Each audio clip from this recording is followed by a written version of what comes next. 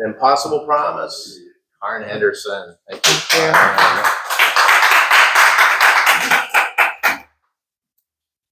Have you ever made a promise that was seemingly impossible to keep? I know it can happen because it happened to me. I was working late at my office one night when my son, Mark, called. Mom, you've got to help me get out of here. He'd been in a horrific automobile accident. One leg was busted, both feet were busted badly. The hospital had said he could be released 10 days before, but there was a catch. He had to be able to move into a home that was wheelchair friendly. The hospital's social services team kept failing Mark. He was so distressed that his words just tore at my heart. All of a sudden, I blurted out, Mark, I promise I'll find you a place to live in 24 hours. Well, that was something that I had no idea how I could even accomplish. Mark was 3,000 miles away in Virginia. Yes, I was a headhunter. I was used to making cold calls. I was used to asking strangers for help. But I wasn't used to reaching all the way into Virginia. How in the world was I even going to keep this promise? It became a ticking time bomb in my head. What in the world had I been thinking? Well, it was 7 p.m. My 24-hour countdown began. I rushed home. Back then, it was yellow pages. There wasn't too much internet. I created a list, mostly on hope, of about 70 calls. I raced back to my office first thing in the morning and started making call after call after call. No luck. It was about noon, 7 hours to go, with my ticking time bomb just ringing in my head. Mark had advised me not to contact his church because they already knew about his situation. Deciding to go in that same direction, I decided to call the church secretary. Can you help me with Mark's situation? The church secretary was a wonderful, friendly voice in this churning sea of negativity. Hi, Karen. Oh, we'd love to help Mark. We know all about what he needs, but we haven't been able to find anything.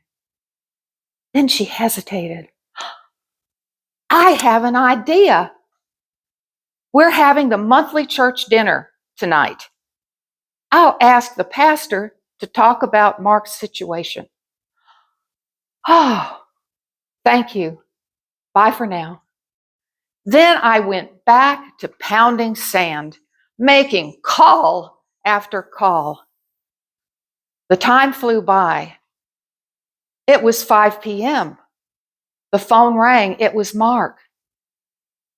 Mom, did you find me a place yet?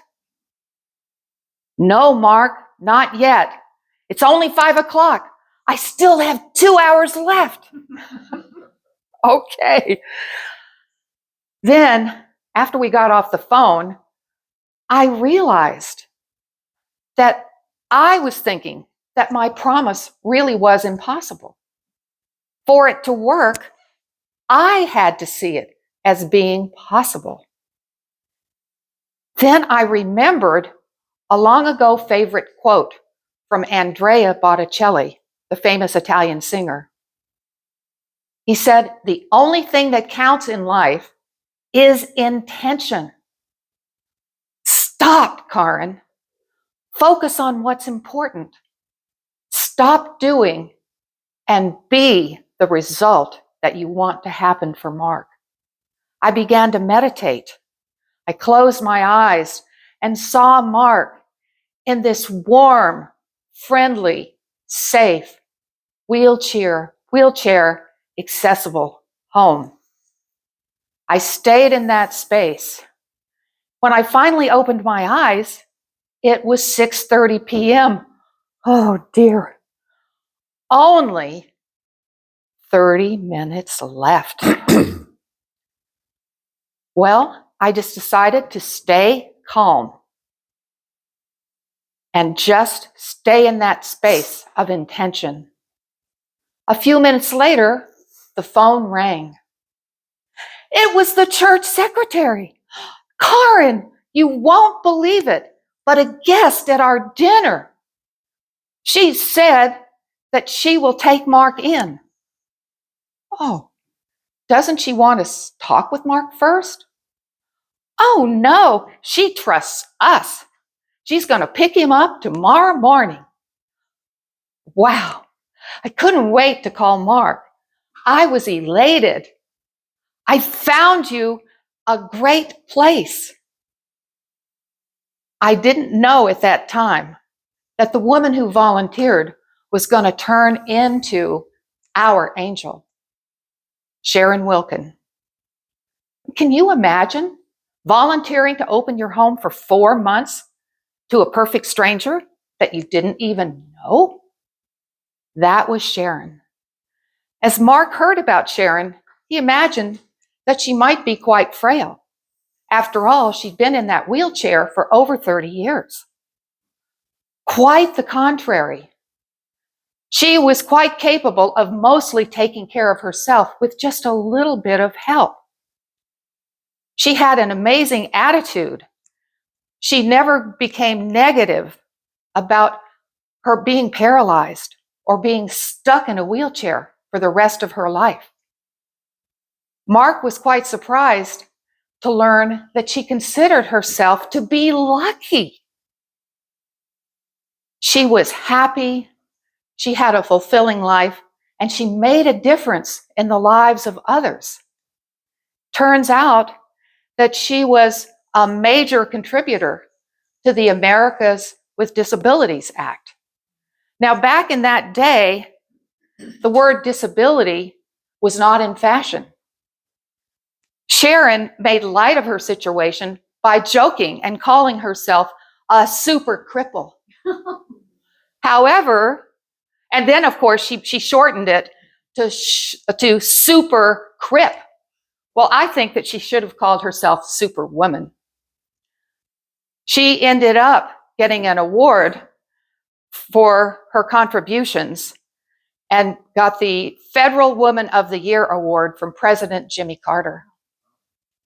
Well, what a difference she made in our lives. I knew it was a miracle when we found her, but I had no idea that she was going to become like a second mother to Mark.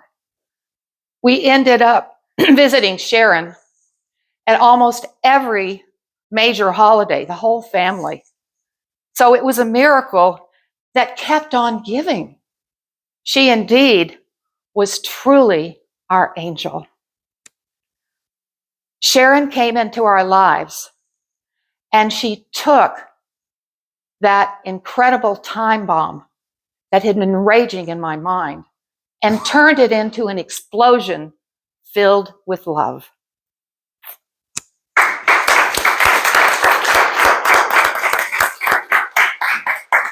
Please stay